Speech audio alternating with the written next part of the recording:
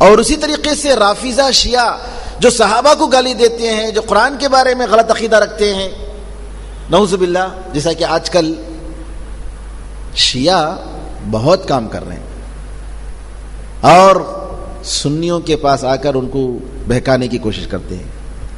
اور اصل میں یہ انٹرنیشنل پالیسی ہے جو قرآن و حدیث کے اصل دین کو ختم کرنے کے لیے اور قبر پرستی کے ماننے والے اور بدعت و خرافات کے جو دین ہیں ان کو پروموٹ کرنے کے لیے جو یورپ اور امریکہ کی جو پالیسی ہے، وہ پالیسی آج پوری دنیا میں پھیل رہی ہے.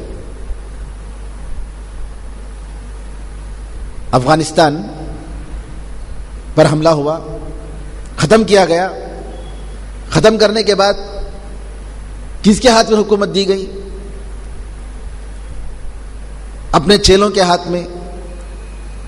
اور اس کے بعد عراق پر حملہ ہوا، عراق کو ختم کیا گیا. حکومت کس کے ہاتھ میں دی گئی؟ شیعہ کے ہاتھ میں. جو شیعہ کے بارے میں آج شیعی طاقتیں اتنی بہت تیزی کے ساتھ سنیوں میں پھیل رہی ہیں اور ان کا کام اتنا عام ہو گیا ہے کہ نعوذ باللہ. اور مجھے معلوم ہوا سری لنکا میں کہ ہر 3 مہینے میں کئی علماء کو وہاں سے ایران جو ہے بھیجا جا رہا ہے. ایرانی سفارت خانہ قریب میں تقریباً کچھ مہینوں پہلے ایران کا صدر بھی آیا تھا اور وہاں سے جو ہے باقاعدہ 3 مہینے کا کورس یا 3 مہینے کی زیارت کے لیے ایران جو ہے لے جاتا ہے سنی علماء کو، سنی مولویوں کو. حیدرآباد میں معلوم ہوا کہ باقاعدہ سفارت خانہ وہاں کونسلیٹ ہے حیدرآباد میں، مولویوں سے کہتا ہے کہ تمہیں جو تنخواہ مل رہی ہے الگ بات ہے، یہ اپنی طرف سے رکھو پیسے. اس طریقے سے جو ہے وہ لوگ شیعزم کو پھیلانے کے لیے کام کر رہے ہیں. شیعہ جو عقیدے میں ہمارا جن کا اختلاف ہے، بلکہ نعوذ باللہ جیسا کہ علماء نے کہا کہ ان کا جو مذہب ہے وہ یہودیوں سے زیادہ قریب ہے. کئی مسائل میں یہودیوں کے ساتھ ان کا اتفاق ہے.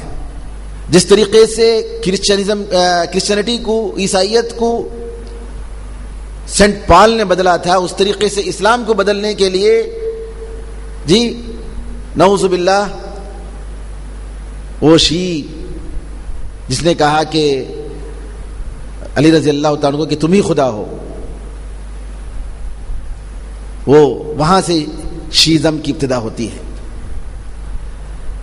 تو کہنے کا مطلب یہ ہے کہ شیخ حسن بنا رحمۃ اللہ علیہ کا قول کہ ہمارے درمیان جن مسائل میں اتفاق ہے ان میں ہم ساتھ رہیں گے اور جن مسائل میں اختلاف ہے اس میں ہم برداشت کر لیں گے. امت کا اتفاق ایسے ہرگز نہیں ہو سکتا. باطل باطل ہے اور حق حق ہے. عقیدے کے مسائل میں کسی بھی قسم کی غفلت کو برداشت نہیں کیا جا سکتا. فقہی مسائل میں ہو سکتا ہے. تو عقیدے کی اہمیت کے تعلق سے یہ بات ہوئی.